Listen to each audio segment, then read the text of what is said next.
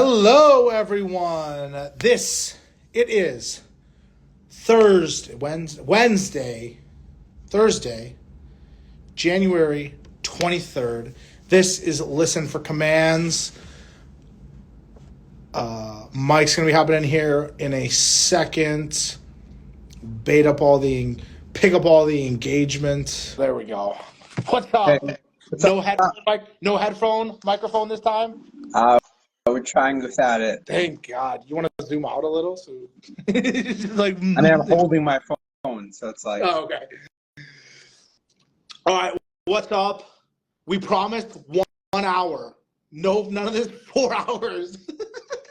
Every single lifter in detail, their backstory, their kids' names. We're not doing that here. We're going to talk about the top stories, for so I don't really actually know much about the numbers themselves. So Mike's what I consider the expert. So I'm just going to defer a lot to him. I have a bunch of questions I want to ask him. So I'm going as a fan. So I'm going as a fan. So I have questions for you that I'm curious about as a fan going up. So let's just start right off the bat. Like, Go for it. Kel versus Perk on the men's side. Kel versus Perk is the matchup, right? Kind of, yeah. Okay.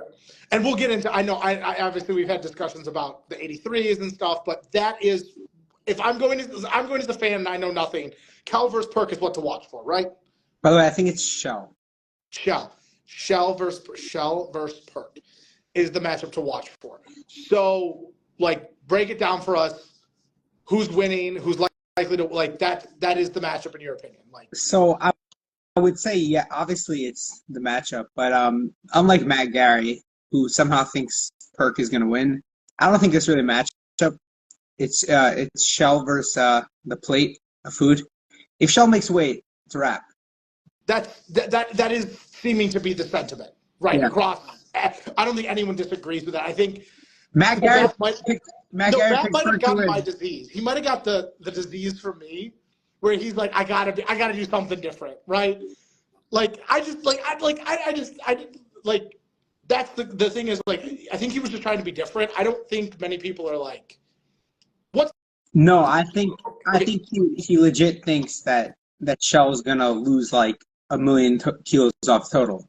Okay, is that at all, in your opinion, is that at all possible? So okay, I did like my projections, right? And then I did like my worst case scenario in my head. I don't see, if he makes weight, I don't see how he could possibly lose. Like this is like what I think, like, a terrible day for Shell is, right? Like a 6 for 9 day for Shell coming week is like a 250 kilo squat, like way under his best, like a 195 kilo bench, way under his best, and like a 315 kilo deadlift. So you take those numbers, 250, 195, 315 is 760. Even if it does that, Perk still doesn't win. Like, I'll tell you what Perk would need to do if here, let me plug in the numbers. So I'm gonna make a graphic about this too, because I think this is like, I think people need to visualize what he would have to do to even get into even join the party. What he would have to do. Yeah. Okay. So if Shell did 760, which I don't think he's gonna do, Perk would need 877. And you don't think there's any universe where he goes 877? I don't know. I don't know how he gets there. I don't see it. Okay, so here, I'm gonna get this going. So we've got, what do you think? So what's Shell, yeah. Shell's low end is worst day. Like a terrible, a weekday and a 6 for 9 day is, I think, 760. Okay. And then what's his, like, okay, so that's all that matters, right? If he goes above that, that's all extra points, right? Yeah. And what's Perk's best day look like? Best conditions, which I don't think are gonna, I mean. Okay. Best best case, not what I think, but like if he just tries to go aggressive and tries to actually go like straight up for the win, which could leave a lot of money on the table, maybe like 325 squat, 210 bench, and 340 pull. 340. I think he's gonna go pull 340, whatever, 340.5 to break the record, that record regardless. But okay, so like we're looking at like not just an unlikely scenario.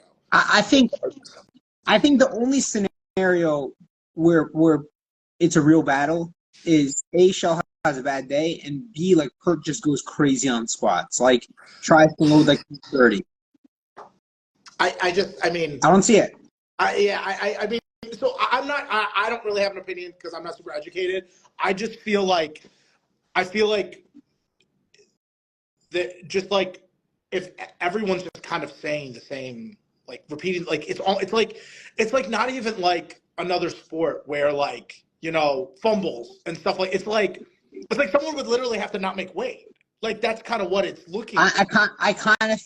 I think everyone's talking about Shell versus Perk. I think there's a way bigger chance that if Perk misses a lift, Perk is fighting for second with somebody that surprising. I think that's okay, way so like that may end up. That's what we're gonna get to.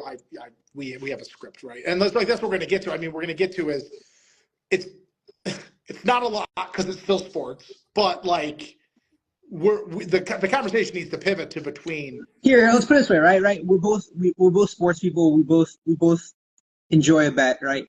I would not take Perk at plus 500. Okay, wow. So that means like 1 in 6. Like yeah. You don't think he's 1 in 6 times he's not gonna win? You need to give me like plus like 800. Plus, I think like okay. Put it this way, I'll give you a better one. If weigh-ins are over and Shell makes weight, I wouldn't take Perk at plus 1,000. Right. Injuries, like injuries. Then you're just playing an injury game, right? You're just like, hey, maybe he gets like that's what you would have to account to make that bet. Yeah, I just like listen. Obviously, Shell looks like he's slowed down, right? Like I've seen some of his training recently, and like things are starting, like the weight's catching up to him. But like I don't see it. I mean, maybe I'm a little too low on Perk, which not too low. Maybe I'm realistic on Perk. I suppose sometimes where I'm like optimistic. I just don't see.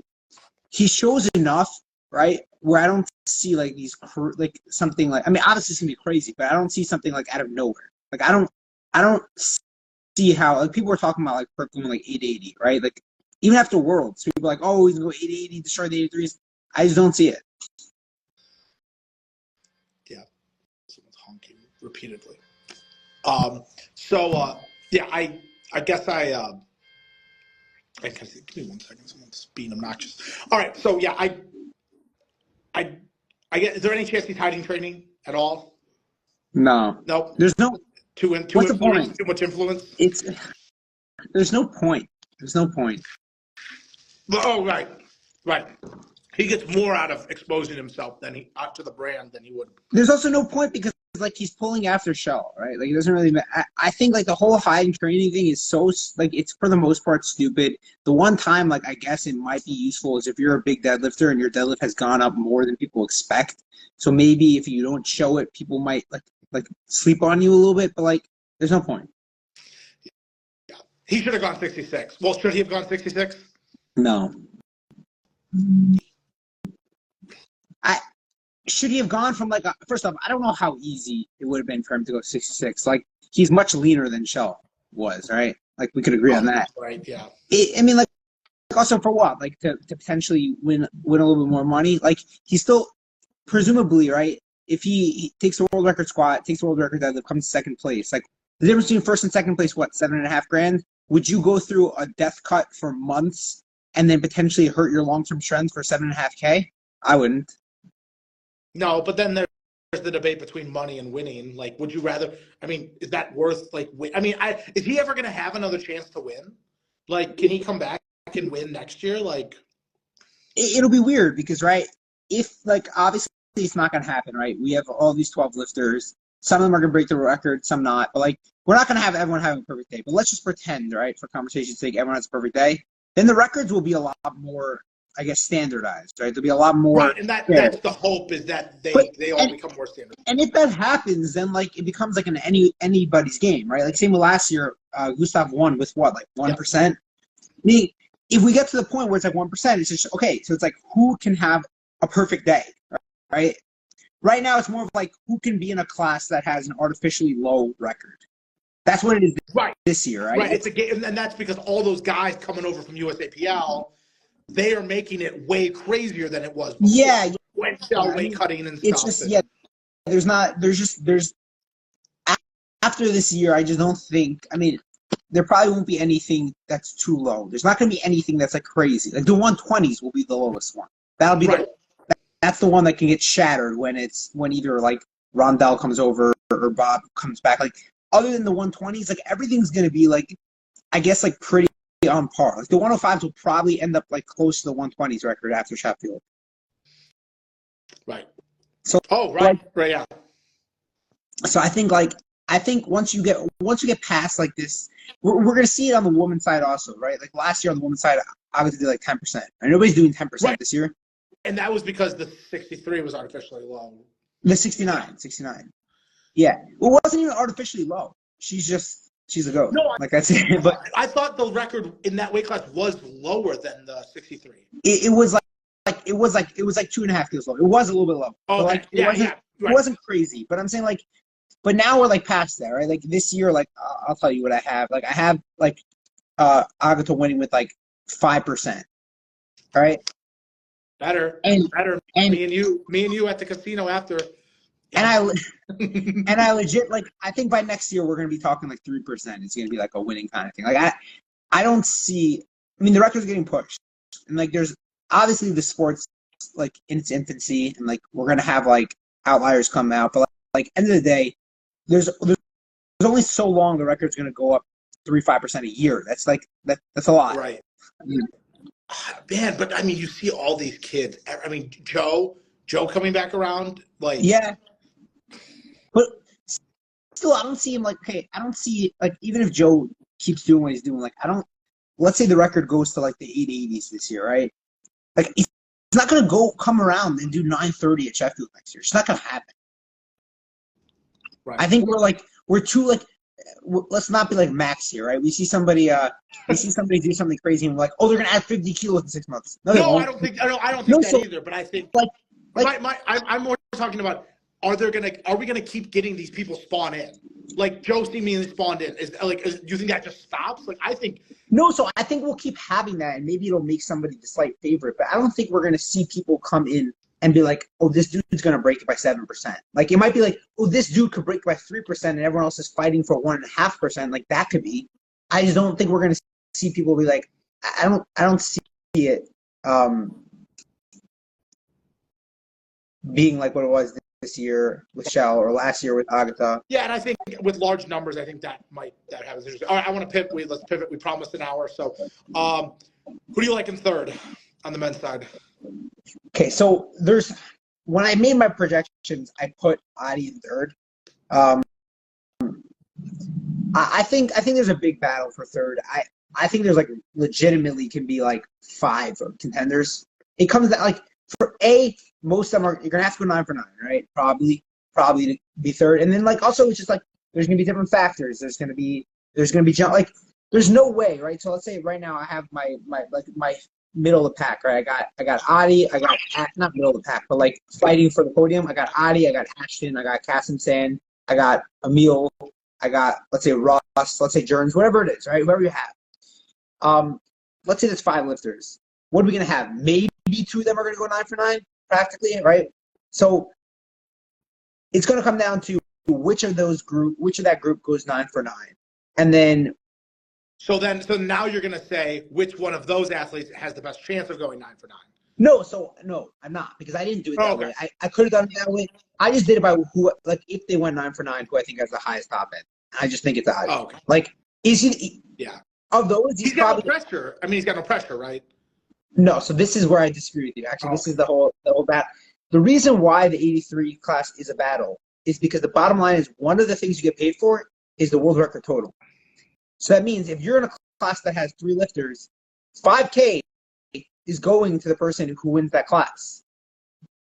Yeah. So So one of my questions here was going to be why I should be excited about the Battle of the 83s. Like, why should I, I'm going to the event. Why should I be excited about watching this? Like, so the reason why I think you should be excited for the 83s is you're right. None of the 83s are winning. It's not happening. It would take something crazy for an 83 to come second, even second would take like something pretty crazy. But the bottom line is we got the best 83 like ever in Russ, right? We got Jurgens, who just upset Russ in like a huge upset victory at Worlds. And then we got like the up-and-comer, current world record holder, I guess came out of nowhere to some people in Adi, right? So we got 3 great 83s. Yeah. And the bottom line is whoever finishes the highest total there, A, wins the 83s, right? Wins that $5,000, wins the 83s. And B, whoever wins it is probably also going to be fighting for the podium. I think like probably the winner of the 83s is very likely to come in third place, assuming that the winner has had a good day, not like just that the other two should have. That's a better way to frame it. Everyone's just framing it the wrong way. Thank you. Okay, it needs to be framed properly. I get it. Wait, there's another reason. The other reason why I think it matters is because as much as Sheffield is about breaking the world record by a certain percentage, end of the day, there's certain people there. Everyone has a different mindset, a different like goal. And I promise you, Jurgens' goal is not what percentage do I break the world record. It's let me beat this other 83 from my own country who has the world record and this 83 that I just beat at Worlds. I promise you that's what he's thinking. Russ, I promise you he's thinking, I know it's not Worlds, but let me at least get revenge and beat Jurgens head-to-head. So right, because that sets up that doesn't even set up Worlds because I think we all think it's gonna be Joe in the 83. So it doesn't even set up. It's not for sure. It's not for sure. But like, let's just in a hypothetical, it is. But it's he wants that revenge, right? He wants it to be he wants people to think, okay, it was a fluke. He had a bad day and lost, and not like, oh, I'm done and like not done, but like I'm not at the top of the crown for the E3s. Yeah, I don't know. I think it's a little more diminished with him losing. I almost think it would have been more interesting if he had won Worlds because I think he had a bad day. I think the numbers tell you. Had he just gone 960 like he did at Nats, it would have been a whole different story. 860, but yeah. I do agree it was a bad day, but like I don't think it'd be more interesting then. I think it'd be much less interesting if he had beaten Jurgens. Even if Jurgens making progress. Oh, right. Okay. Yeah. No, I changed my mind. Let's see what it says. To be honest, I think there's certain marketing value in the 83s and 93s, no matter how the class looks. It's time just because the most valuable class they make. Okay, that is true, but I think it's not just that, right? Because the 93s, first off, and 83s have nothing in common besides for them being relatable weight classes. The 93s has been a weight class with like 6 lifters neck and neck for the last like 5 years. The 83 has been the opposite. Like until this, it's just been Russ. And then when Russ wasn't there, it was people winning it with totals that were like not respectable, I guess nowadays. Like with totals that wouldn't even be top 10 in the world. Like, so I don't think it's the same thing. I think the 93 was super hyped and whatever because we actually had great battles between a bunch of different lifters, different countries, all close, different winners, different years. And the 83s is because we got Russ, who's like the biggest superstar in powerlifting, and he brings space to 83s. And then also the 83s are coming up now, right? Now we have Jurgens who beat it. We have Adi, who's the world record holder. We have Joe coming from the U.S. We have whoever else we have. The point is that now the 83s are becoming competitive. They weren't, though. So I wouldn't really compare the two. Yeah, I thought the 83s were going to be interesting, but someone decided to hop on their story and decide that, to self-declare. Some of the 93s? 93s, yeah. They were going to be interesting, but I think they're still very interesting.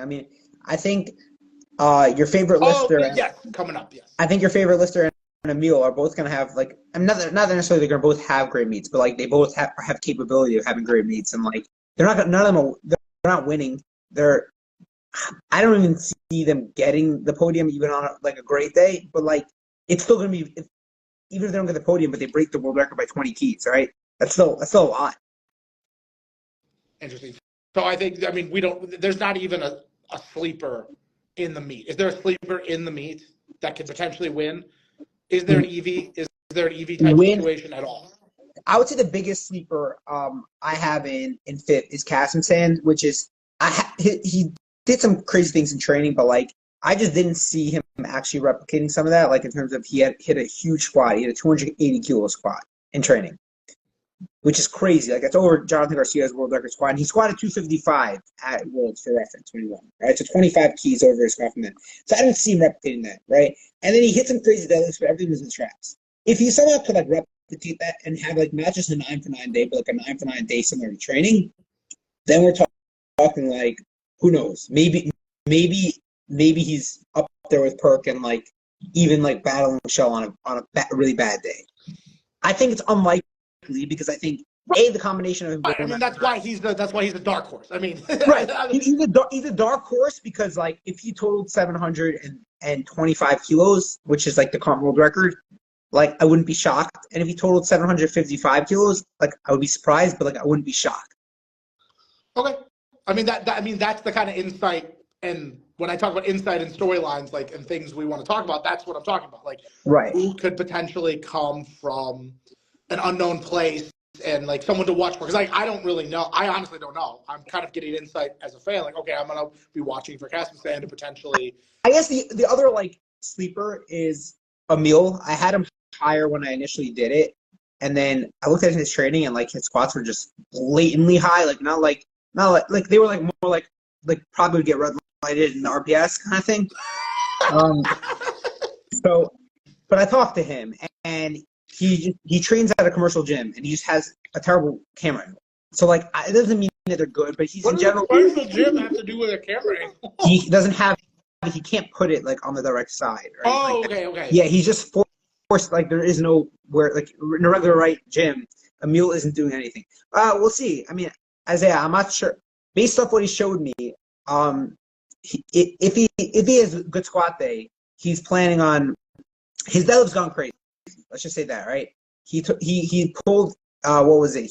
He hit 350 at Worlds and then missed like 360 or something for the win. Like he had it and then like slipped. But bro, have someone hold the camera. No, the problem is that you can't. It's not about where you're holding it. That area isn't there, right? Like if you had an area 6-7 feet away on the side, that's great. If you're squatting next to a wall, what are you doing? Like you can't really. The person can't be in the wall. But anyway, he said if things go as planned and needed, he's willing to load the world record deadlift, which is 373 keys, Chance Mitchell. So if he puts stuff together like that, right, like 373 deadlift plus like 320 squat and like a 230 bench, like what are we talking about now? Like that's just not 230, 240 bench. Like all of a sudden we're talking about like breaking the 93 record by like 30 keys. And that gives him, that's 1%? Not even, no. No, 30 keys, that's over 3%. 3%. Yeah, so we're talking like fighting for second now. I don't see, like, he's not a sleeper fighter. Nobody's fighting him first. It's like, it is what it is. Yeah, it's just, that sucks. That sucks. That's not good. But, hopefully there's an upset or something like that. All right, well, perfect. We're at 24 minutes and we're almost finished the men. That's how we like to roll. Anything else for the men's side? Oh yeah, no, I do want to ask. No, my question.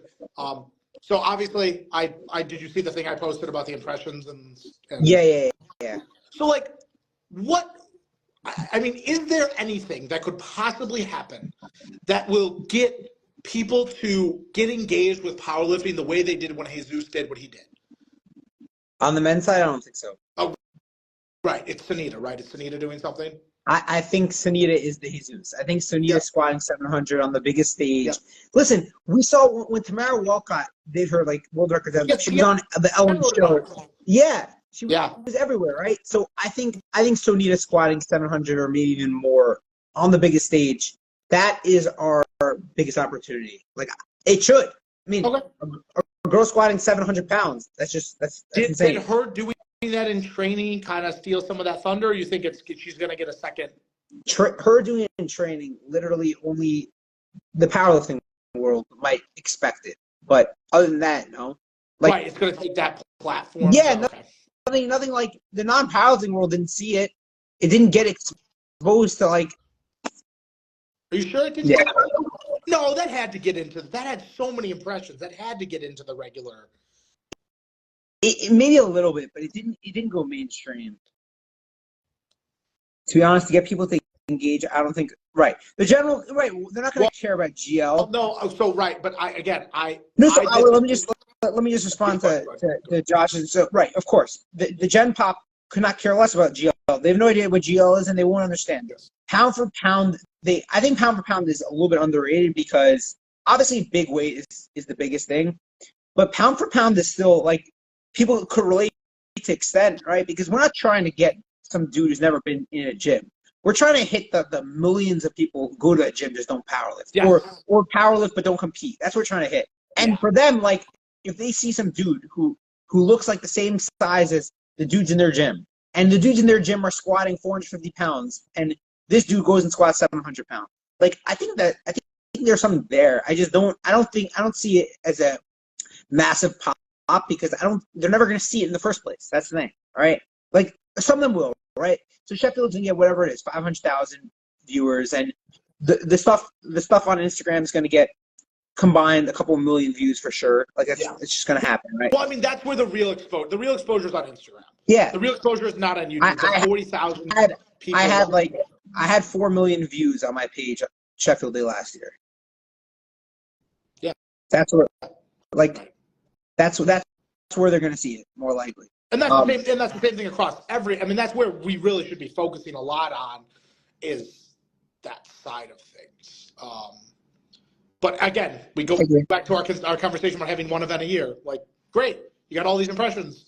If we were doing this every single weekend, which I know isn't possible for any number of reasons, but volume of content. I mean, if we had a Sheffield every couple months, we'd be able to do this a lot more. Need to spam Sunita to some generic sports pages or normally podcasts. I do agree. The question is, how do we do it? Like you see all the time when you like SportsCenter every once in a while will post a lifting video or stuff like that. Like the question is, how do we get it to be? We want it to be somebody that's significant in the sport, right? We don't want like Joe Rogan had on Brian Shaw. Like it's not about that. It's not about the one-off. Oh, great, we did what we talk about this all the time. It's not about one thing. It's about that happening every single week. It's about them going. Of course, listen. I'm not saying perfect, but like, you don't think if Joe Rogan had Jesus on, like, it would make a difference? It depends on how well coached Jesus was to seed our stuff into what he's talking about. Because the problem is you have to be trained to market. I don't know if Joe Rogan does this, but let's say he had Jesus on with Joey, so like Joey could like, you know what I'm saying? I think that'd be a little, or like someone like Ryan, even as goofy as that would be, like him, like brother, like because he is like kind of the Joe Rogan of powerlifting, so like that would be a hilarious dynamic. But yeah, maybe with Joey, I don't like. Yeah, I guess so. Are you? Yeah, Ryan would be too deep. That's probably true. Okay, like. Again, I don't want to get too. We're not gonna. I'm gonna do this for 1 minute, and then we're gonna derail. Guys, there needs to be more events so that we can just keep talking about this more often. That's it. That's all that it needs. Everything seems right. I'm gonna go to the event, and I'm gonna have a better formed opinion after I go. Was this a good experience as a spectator? I've been to every single sporting event, basically outside of the Super Bowl. Like, I've been to college national championships. Like, I'm going to be able to compare and contrast and see where we're at. And I'm going to be able to then have a better formed opinion there. But then we're doing all the social media. We're doing the live streams. We're doing the podcast. We just don't are we not? Is there anything we're missing? Well, we agree. I do agree that we're missing content. Obviously, that's like right. I mean, I think all the parts are there. It's just if you only have one event a year, it's like kind of hard to scale up, right? Right, and it's not even about Sheffield every week. Obviously, it's just about having something always, right? Like, however, listen, I know we all know your like idea versus like I'll's idea, but like even if we don't go with your idea, even if like even in the model, you don't have to, right? Even in the model that currently exists, there just has to be something at least every so often, like pretty frequently. Like, let's say nothing even changes, right? You can't have a 2-month period of time without a significant event going on. That just can't happen. More than 2 months. It's like 6 months. No. Because I don't just mean Worlds in Sheffield. I mean, like, you have to, like, whatever it could be. It could be Euros. It could be like PA Nats. But you have to have at least, like, not all events are be equal, but you have to have something to be discussing at all. I mean, they can start small. I mean, I think splitting Sheffield into 2 days is probably the first thing. Like, it should be a men's and a women's day, and then you can sell the theater out twice, or you could sell combo tickets. Yeah, I'm sure. I don't think they want to do that. Why not? They want to keep the men's and women's Right, together. that's going to cause problems. Listen, okay, yeah. Some people might not like this point, but I'm going to say it either way. I personally love. I have no the difference. There's no difference to me between men's and women's powerlifting. Like, I enjoy them. Yeah, no, exactly. right. Of all the sports, they look the same. But I enjoy them equally. In fact, completely equally. I think I would, not to be like this guy, but women's is a little cooler because like women don't normally do that stuff, so right, it's cooler. Like, to me, I don't even care about that so much. It just depends on like whichever one's gonna have better battles or whatever, like or more something more crazy. Like, I enjoy them equally. But like when you look at it, right, the public doesn't care about it equally. Like, even the powerlifting public. When I post like some predictions, the men's and the women's, or I make a preview show of the men's and the women's, it's just a fact. The men's get more views. The men's get more interactions. People do, even in powerlifting, people still care more about the men's than they do the women's. Now, I don't think that's because the women's are any less impressive. I think the main reason for that is because almost all the better men they play this social media game where you have a lot of the women who don't really, not as much. Like, it's like, for example, right? I get like tagged 10 times a day by somebody who wants me to post them, right? 9 out of 10 of them are men. right. That's the ego thing. It's the ego right. thing. Yeah. It is what it is. Like, so the bottom line is, like, even in powerlifting where like everything is equal, men's and women's, and I enjoy them exactly equally. I mean, I'll enjoy whichever one's a better battle. In this case, I'll enjoy the women's for sure more than the men's because I'm pretty sure the man who's going to win versus the women's, like, I see more scenarios, right? But like the public doesn't as much. It's just like there's just data. That's it. Yeah, so right. That's why they're not going to do it that way. Then I was like, you can do heavyweight and lightweight, but then you can't do that. I would be surprised, like, they would get half the views. I would say. Yeah. It just factually they would. Yeah. Oh well, I tried. Anyway, and then I would expand rosters. I would go to 16 on each if you did it that way. So maybe that's what you say. You just say, hey, maybe, and then what you do is maybe you put them on different days. They're on different days of the week, so you could say it's because of that. Right. I mean, listen, I know everyone's in their little bubble here, but having the Sheffield the day of the NFC and AFC championship games is the dumbest thing ever on the history of the planet. Say again? Having Sheffield the morning of the AFC and NFC championship games is the stupidest thing ever. It's the worst scheduling ever. It literally could be any other day. I actually didn't realize the time because like the other years it was done like in the afternoon. I thought it was during the championship games. No, but here's the thing. Literally the week after the Super Bowl, there's nothing going on in sports. No, or the in-between week. The in-between week, the Pro Bowl week. Well, no, there's still too much, but it's still the NFL. So the week after, I'm literally like losing my mind. There's no football on. There's nothing to do. It's the perfect time to have the event. It's literally, there's not a better time to have the event. Everyone would be talking about it because there's nothing else to do. Okay. No one wants to watch regular season basketball. They're not really marketing purely to the U.S. market, obviously. Otherwise, yeah, the biggest economy in the world. Let's not market to them. God, I want to see their sales. I want to see a sales breakdown. I want to see a breakdown of their sales. Where's most of your sales at? What, for the tickets? SBD in general. I don't think the U.S. is probably the biggest individual market, but it doesn't make up 50% of the market. I'm not going to argue on that. I think. Wait, you think it does? It's got to be close, man. The USAPL's got 40,000 members. The truth is, it might be close also just because, like, America's got some money. There's 350 million consumers. No, but put it this way, right? Also, just think about it this way, right? I don't know Jack, right? I've, like, never really trained in European gyms or whatever, but I can't imagine that you go into a European gym and you see a non-powerlifter that they have an SBD belt, but, like, in the U.S. you will. Like, I've seen non-powerlifters with SBD belts in the U.S. all the time. Right. I got most of the adults here who don't powerlift have SBD belts. Yeah, they don't wear anything else. Well, the belt is the unique. Everything else they have is whatever, but the belt is the unique thing. I'm curious. SBD UK company. We know it's a UK company, but the bottom line is, right, how many people in the UK powerlift? Listen. I've said this multiple times, and this is going to get clipped and posted everywhere. If Sheffield was in Austin, Texas, there'd be 10,000 people there. Easily. Okay, listen, I know you and Pete have different visions on this, but I spoke to Pete about it, right? I wasn't saying Austin, Texas, but like, why don't we get I was like, let's get Sheffield in MSG, right? He is under the New York would be empty. New York, for better or worse, right? He is under the opinion that these events don't do well in the U.S. in terms of like people coming. Okay, so I know hold on. We've had this conversation before, but he brought his example was when the World Strongest Men events in the U.S. just don't do as well as when they're in Europe. It's just, and that's data. So I'm not gonna say. I feel like you're right. I feel like if it was in Austin or Houston, that like it would do crazy. But I mean, I feel like Jesus Oliveira's family would be more people than Sheffield. Like I just I feel like if it was there, the entire family would buy. I mean, what are tickets? A nosebleed is like what, $20? Everyone would be there. Are you kidding me? Texas is like everyone lives in Texas. The largest power federation in the world is in Texas. So the truth is, and also like they're like capped out, right? Sheffield's in a place that can't get bigger, and they don't have any places that they can find, right, to get bigger. So I'm like, I do think that for Sheffield to grow to like the next level. I mean, I think they moved to London, right? Wouldn't that be isn't that the next move? I was talking to him. They couldn't. It takes years to find like that. You have to have a venue.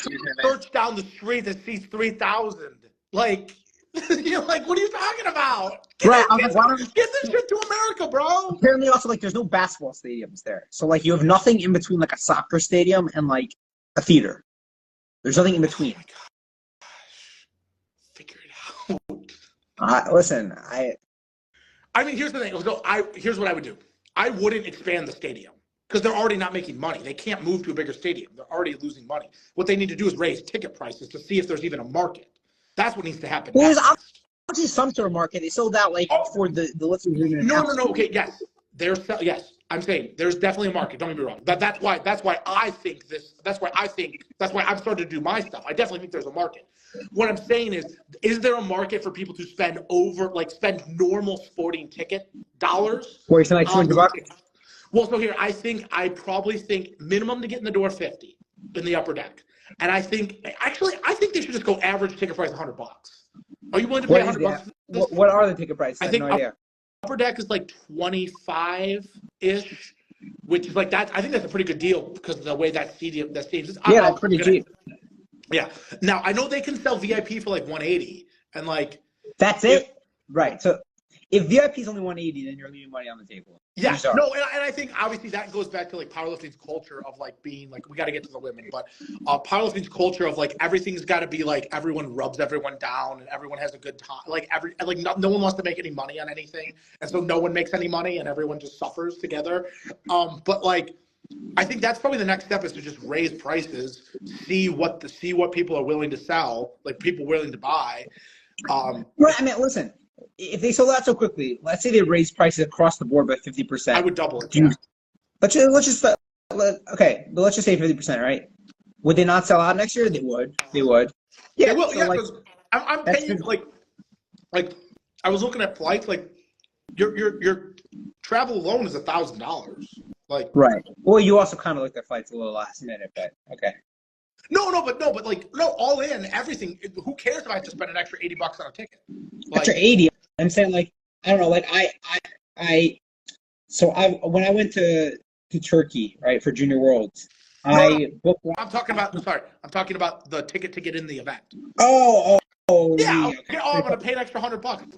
Okay, whatever. Like I'm already spending thousands of dollars. Right. Okay. Yeah. But the thing is, most of the people who are going now are from Europe, where it costs nothing to get there, right? To travel from France to England costs you like $80. Okay, and like you're going to honestly, so I going to this event now. I think of it as a unique sporting experience that not many people are ever going to be able to do. Like I really think of it as the kind of like it's like going to the World Cup kind of. It's like not something that I mean in the history. 6,600 people will have gone to the sporting event. So, like, I think you can make it more of a exclusive destination type thing. I don't see the reason why you wouldn't. if you select. Listen, I think they should do a lot of things. I also think that I think there should also be another day and literally do like seminars there. Like you have all these lifters here. Like the lifters are all there. You know, they people get brought out for seminars. Why not have them there? Well, no, they should do a fan fest. I mean, the day before, everyone should come in. We should all sit in the auditorium. Not the day before, though. Not the day before. The day before, maybe a little bit. Press but conference is. Come on, live press conference. No. Listen, I'm with that. Press conference is good, but in terms of anything active, this is for the lifters, and they don't. That's gonna happen after the meet, not before the meet. Yeah, I need to know something, but something after. Yeah, meet and greet. They do a meet and greet after. They do. Yeah, more than that. I think we can do more than that. Yeah. Well, Sunday you can't. If it's Sunday, everyone's got to go back home. So they're all leaving Sunday, right? Right. That's the whole. I mean, it should be a 3-day thing. Everyone should be out, hanging out. There should be all kinds. Every vendor should be there. Every sponsor should be there. I know they don't like other sponsors, but there should be other. I'm curious if I offered $100,000 to just have my logo, best lifter, $100,000. Would they entertain that? No. Right, and that's all you need to know. That's actually kind of sad. But they should do a winning team award ceremony. What do you mean by a team? You're talking about country? I'm not sure what you mean. Well, it's going to be USA. USA is going to take first, second, and third. What does that mean? Most countries have one lifter. What do you mean by a winning team award ceremony? Come on, do a team ceremony. Team. No, you got to clarify what you mean. I don't know what that means. Okay, whatever. Yeah. Women's side. Is anyone beating Agatha? I think Agatha's going to win, but I don't think it's crazy. I mean, listen. First off, Agatha is she broke this record by a ton last year. So it's already a high record, and she's a freak, so she is still the favorite in my opinion by a bit. But if she misses a lift or two, the doors open up. Obviously, so the person having second is Sonita. So I think she's definitely the person who has the biggest chance of catching her. I mean, she's gonna squat something crazy, and it looks like deadlift's gone pretty crazy. Also, squat more than 7. She squatted 7 in the gym. From what she said, she plans on squatting more than 7. So is 7 going to be her second? Or do you think they're going to put that in the clip? So I can't tell you what they're going to do, but if I were them, I would squat 686 or whatever. Chip the record on the second, so you guarantee the squat world record for the money, and then push to an 80-90% probability made kind of thing. So I don't know what that is. It doesn't have to be a chip, right? I'm saying 311 and a half on the second. If she's confident in her ability to squat 325, so maybe they go 316, whatever it is. You know what I'm saying? She's not going to squat. I don't see 700 on the second because that's such a big. Dude, okay, so they're pretty. Is the what the fuck girl going to be there? We got to find. I don't know who it is. I got to find her. No, I'm literally going to take a picture with her. I'm literally going to have her make a video. I mean, what? She's Sonita's friend, training partner. I don't know who she is. Gotta be there. They're what? They're throw a rock at the venue. They'll be fine. What? Belgium, right? They're right there. But if for somehow she makes it to this part, DM me. We're taking a picture. We're making the video. What the fuck? Please. The NFL would have her lined up perfectly. They'd have 4 cameras on her. They'd be and they would have her dating Travis Kelce, you know? Yeah. And they never dated Travis Kelce. There we go. Chess, my brother. All right, so it's Sonita, Agatha. Is there anyone else in the mix there? So I don't know. Yeah, I'm talking about Amanda. I'm pretty sure. Actually, I think I got blocked. I tried to look her up today, and I deserve that. But in third. So okay, my 3 through 7 is separated by 0.5%. We're talking 3 kilos. So I literally the middle of my 3 through 7 is any random order. I put it in an order because I put the numbers down in whatever order it ended up in. I didn't sometimes with by Nats or Worlds, I'll put down the projections and then I'll play around with them once if I think that somebody's actually going to win and they're projected second or whatever. But here I didn't do that because it takes too much work to do that because there's so many factors. Is this person going to go for records? Is this person whatever? What are they going to do? Are they going to take big jumps, small jumps? So I just didn't bother. But I think there's a scenario where she goes third, and I think it just she if you look at the last two Sheffields for reference, what Amanda's done is she's chipped the world record squat on her second attempt and then gone up really small. So like last time I think she did like 247 on her second, like 249 on her third, something like that. So squats are solid. She hit 250 in training. If she goes like 250 second attempt and could go 255 third, then it's possible, right? Because her bench is looking really good. She did 140 bench, which is like 5 keys over she did at Worlds, and she had a little room. Probably go. Oh, that's not this yet. And then she's probably gonna go for the deadlift world record, which she did last time and missed. So if she does that, 255, 142 and a half, 269, I think she gets like third place. Do I think she's going to hit that? I mean, less than 50% chance. But if you had to say like, I would probably need like 3-1 or 4-1 odds to take Amanda finishing in top 3. Yeah, you have her in your top 3. Yeah, because I think there's like 5 people. Let's say 5 people who could do it. So I don't think anybody's more than so you're basically that 5th person. Okay. Yeah, they're really mean. They're all like I have them within 0.5%. So like none of them have like. If you know what? Let me see. I'm just looking at it right now. Like the person I'm in 4th is Tiffany Chapone. Like I'm also not confident that she does anywhere near where I think she does. Like it takes 2 misses and then she's in 8th place. Like of these, I would say like I guess the biggest wild card is if Bobby Butters actually does cut the 52 and retain strength. She could finish on the podium and be a huge wild card. How does that work? Do they declare No before they weigh in? It's just whatever they weigh whatever in. they weigh in yeah. There's no weight classes. Interesting. And they just get put into that weight class automatically. That's interesting. That's interesting how that works. They might have to do something to change that or adjust that somehow. I don't know. So like my wild card is like Bobby, and then like my heart is Meg's gonna end up finishing in 3rd. Yeah, I mean that sounds good to me. I mean, but like, from what I've seen, yeah. But meaning if Evie finished 3rd, would I be shocked? No. If Tiff finished 3rd, would I be shocked? No. If Alba even finished 3rd, would I be shocked? Not shocked. I would be a little surprised just because it would take like competed a lot this year. What? She's competed a lot this year. She's done well, Alba, but yeah, I mean training's looking good for her, but like still it would be a big jump up like on the biggest stage. So I'm not expecting it, but like I wouldn't be shocked. Like I mean I saw somebody put Carlina 3rd in their projections. Like if Carlina came 3rd, I would be like shocked to the moon. Like there's not shocked. It's not happening. Like right. She's not finishing top 5. Everyone else would have to die. Listen, I'd take her finishing outside of the top half at like -500. Like it's just not happening. Like I just don't see it. The wild shit would be if Tiff goes 9 for 9. So okay, Tiff's training. I think it's gonna come down to her squat. If Have the French fired their coach yet? Has what?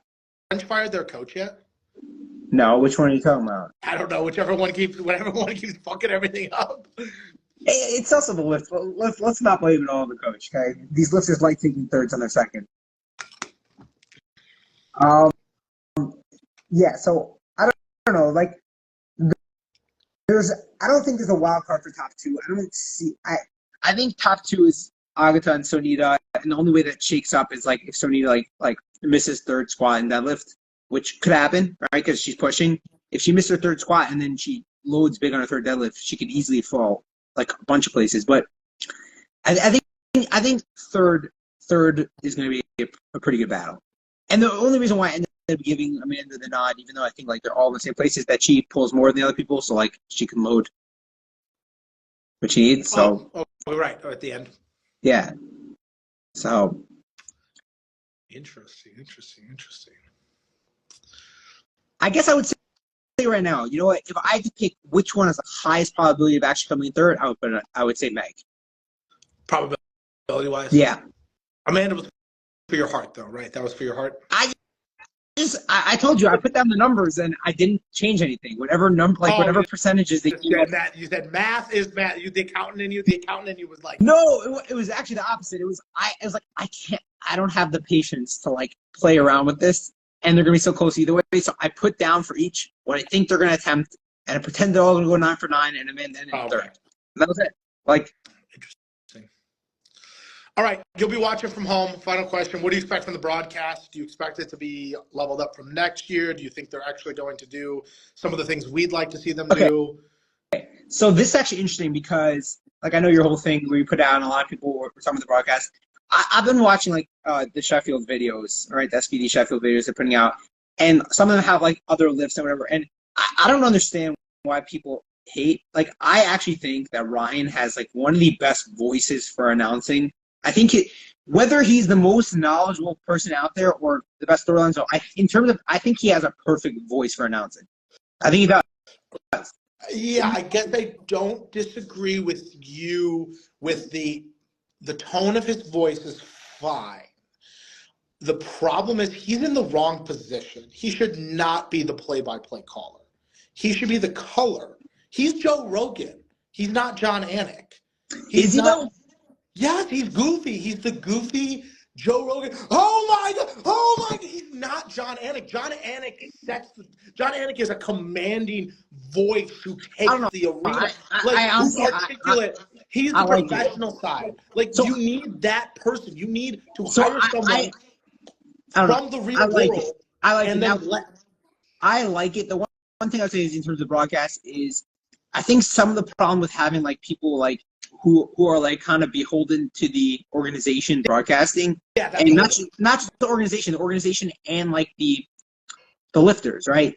Yeah. Like, for example, right, I haven't decided if I'm going to do it. It's way too early in the morning on Sunday for me to really be, like, at 100% energy, but, like, I would commentate it, right? Like, stream it on my channel, keep the SPD, like, stream, obviously, and then just mute it and then commentate over it.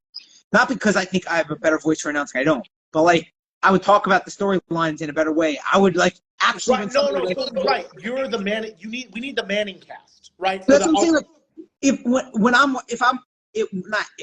watching it, like, regardless of whether I'm announcing it or not, like, when I see somebody take a stupid jump, I'll be like, oh my God, I have no idea why they're taking such a big jump. That's gonna kill them. Or like, and that's what a real broadcast. Yeah, or like, hey, I'll be watching it, and I'll be like, and they load something up, and I'll be like, yeah, I think there's almost no chance they hit it. Like, I don't mind saying that. Like, okay, so a lifter might be a little upset, but, like, or maybe I'll be proven wrong. Like, that's fine. Like, if I do end up live streaming it and announcing it, like, that's what I'm gonna be doing. I'm gonna be watching it. I'm gonna have my numbers, like, that I predicted earlier. When somebody does something unexpected, like, I'll be like, I didn't expect them to be this, or like. I genuinely think Ryan would be better in that role. I think he would be better. I think he would, honestly, because of his position, he would be better at taking a couple and being a little more critical. I think he understands that.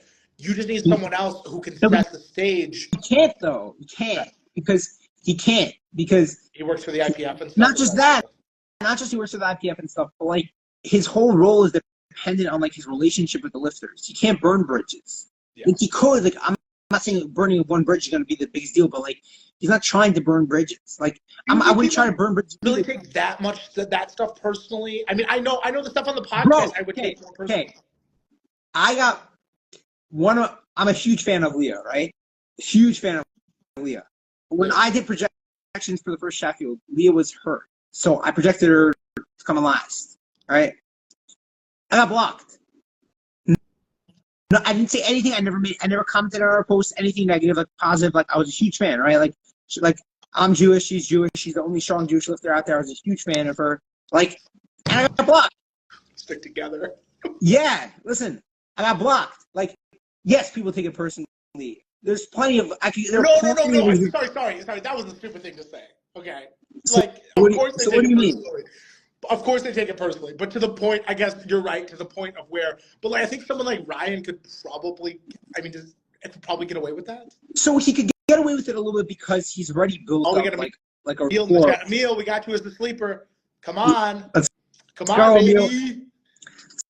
So yeah, I think, like, he's built up that thing with the lifters where he has a better shot than anyone else. But, like, he doesn't want to do that. He doesn't want, like. Right. Yeah. Exactly. Like, why would you? Right. And that's why it's so tough. I mean, it's tough to have that. Like, that's why other sports sell their broadcasting rights, right? Like, that would be the best thing for Sheffield would be for them to sell their rights. But also, like, think about it, right? The regular other broadcasters in other sports, after the game, do they go out and drink beers with the players? No, but they interview the players leading up to the game, and yeah, but they have media requirements. They're forced to do it. Like they don't really have a chance. Okay. Yeah, And I also, mean, like, you know, that's the Ryan, immaturity of the sport. yeah, That's just the level. Ryan loves the sport and the community, right? I've been with him at Junior Worlds. I've been with him at Open Worlds. Like he wants, like, he has fun hanging out with the lifters. Like, why would you want to burn bridges? Like, so for him, it just doesn't make sense. Like, I'm not like that. Like, I love the sport and I like the community, right? When I've been to these meets, I've had fun hanging out with people. But like, if I was in that role, like, I wouldn't mind burning bridges because it wouldn't be like, it's not really killing opportunities. Well, Like, it wouldn't be like, you're not attacking their family. Like, you're just commenting. I think that's just the immaturity of the sport itself, is like not being able to be like, oh, they were just doing their job. Right. Like it's literally just my job. Like, there's a couple lifters who I'm sure don't like me, but like most of the big lifters follow me and I talk with them a lot. Like, and they like what I'm doing. They like the dual stuff. And it's like, not a lot of people I mean, me and Elliot are fucking fighting in the chat over other stuff, Right. but I'm pretty sure he likes me as a person. Like, Yeah. crazy, but like, Listen, I agree. I think it is immaturity, and I think good announcers should be able to, like, not just attack somebody, right? Like, oh, you're a bad lifter, but like they should be able to be like, oh, like, I think that's poor, like, attempt selection, or based off that, I don't think there's any chance it's gonna hit it, or like that depth is just bad. Not like, let's wait and see what the judges say, you know? yeah, right. So I do agree with that, but I think the sport maybe. Hold on, let's give a little exposition for the people in the crowd. I did a survey real quick, and it had like 157 respondents, and one of the questions was, how could you improve powerlifting broadcast? And overwhelmingly, like over 80% of people, regardless, and there was a bunch of different events they could choose from that they watched in there, overwhelmingly people said the commentary was not good. Overwhelmingly. Right. So we know that it's... Speaking of that, right, so I put my poll up, should I live stream it and commentate it? And I got like 300-something people saying yes. If I actually do it, what percentage of those 300-something people actually tune in? No, that's what we talk about, live streaming stuff to Instagram versus YouTube. I think if you were live on Instagram, I think it'd be a lot. But like, people would it just wouldn't work. It wouldn't work. Like, the whole thing is that they can still watch. Like, they could, if I do it, they're gonna be able to watch Sheffield. They're not missing anything. If I do it, I'll be commentating. Like, I'll be interactive. Like, I'll be with it. Like, the idea is, I'm not gonna do it to have 6 people watching, right? Like, even if people watch after, the whole idea would be I would want to have a group of, let's say, at least like 30 people. No, that's why it needs to be a watch party. Like, right, but I'm saying, like, if I did it, the idea wouldn't just be like, so I can just speak my piece, right? Like, I enjoy that, but like, the idea would be like, I would have people in the comments actually like saying things, and I would spend the time, like, there's a lot of dead time in powerlifting, right? There's like, even with good, like, spot and there's still 30 seconds. No, openers is dead time. Yeah, but I'm saying between lifts, right? Yeah, like, instead of just like spewing nonsense or whatever, like just interacting with the chat. Like, so here, I don't know if I talked to you about this, but I've talked about this on other podcasts. So I'm watching a Ravens game, and Justin Tucker is kicking, and an extra point is one of the most boring things in football, right? It's like it's the most boring thing. Listen, I think it should be mad and no extra points allowed. No. So my point is, but while the extra point is happening, he's not. Well, here he lines up for the kick, takes 3 steps back, steps forward, kicks. Well, no, he goes. So this is Justin Tucker, one of the best kickers in the league. His what a cool story about Justin is that his mother had something, cancer or whatever, and like he was telling the story. And then what happened is the kick went through, went to the break. Then all the way a quarter later, he's kicking another extra point, and he continues the story. And so it's like, wow, like, oh, backstory, compelling. I low-key leave the room before the extra point, because you know how there's like the commercial break after the touchdown before the extra point, and then there's the other one before the kickoff. So this way you get like two breaks. So that's when I leave and go get my food or go do whatever I have to do. Yeah, right. No, but what I'm saying is the point is it's a very boring thing. That was made more interesting because we just, instead of trying to commentate, oh, he's got SPD sleeves on and he's got his SPD belt. I agree with you. I think the openers is a time to not just like commentate the openers, which like there's no reason why they should miss.